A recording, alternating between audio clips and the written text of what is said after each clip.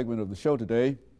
The topic is youth entrepreneurship, and we're talking to Mr. JDavis, who is the director of CES and Associates. And of course, with Mr. Davis is a student at Whites Creek High School, Mr. Taylor. And of course, Mr. Davis and Mr. Taylor, let me welcome both of you back to this final segment of the show.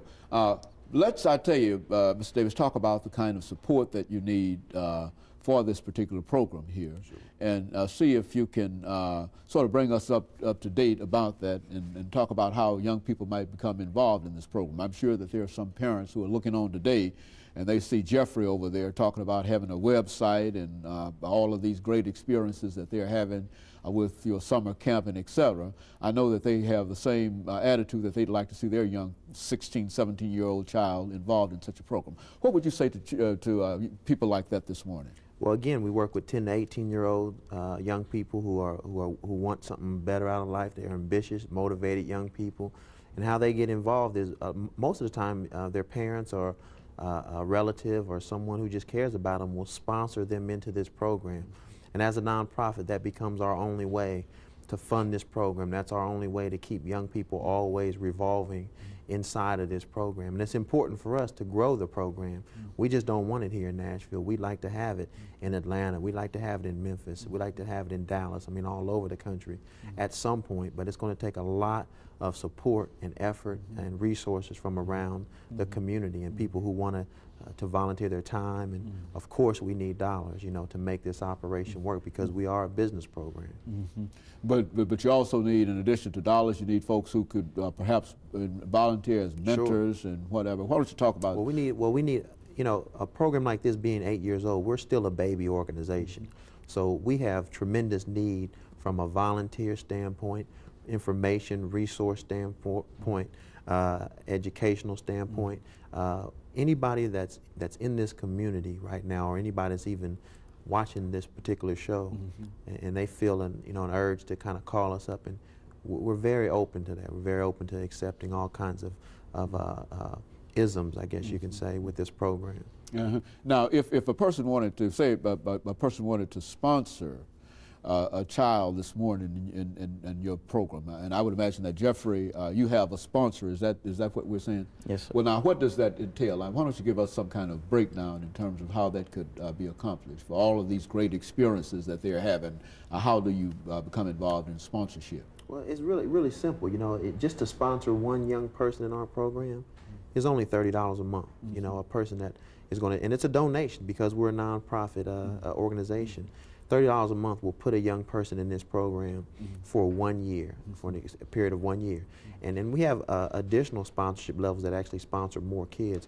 But our basic level is just a $30 a month donation. So you're saying that a church, for example, could select a young person within its congregation that they believe has the qualities that are necessary, and they could make provisions by dealing with you to sponsor that particular individual for a year in this program, and he could come out with the same kind of experiences and the same kind of knowledge that Jeffrey has gained. And this, of course, all would be simply by one organization sponsoring that child. And I would imagine that not only would a church be able to do that, but a fraternal organization, any of the many groups, and all that it would be to them would be a $30 a month annual fee, and they could have the ability of seeing that particular child or that particular individual as they work within that program. Is that the nature of what you're doing? Exactly. And see, and we've had churches and we've had fraternities and sororities to do that.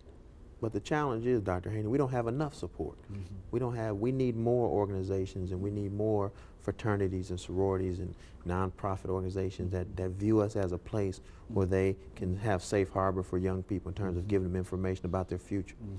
And of course, that's what I think that's what we're trying to create here this morning, to make more people aware of the tremendous needs, not only your needs, but the tremendous work that you're doing, you see, because anytime that we can take these young people today And we've complained about how unruly they are and et cetera, but to bring the kind of discipline that is necessary in terms of creating a business, the kind of creativity that is necessary, anytime that you can do that, then certainly that's something that we certainly have to encourage. Sure. And I don't think that we have any alternative save to encourage it, considering the way things are in some areas now. And so I think that that's a very, very positive thing, and I'm sure that a large number of folks can support that. Jeffrey, looking over your own experiences there and thinking about some kind of parting word that you could make to some of the young people that you know at Whites Creek and other places, what could you say to them over the last minute that we have here?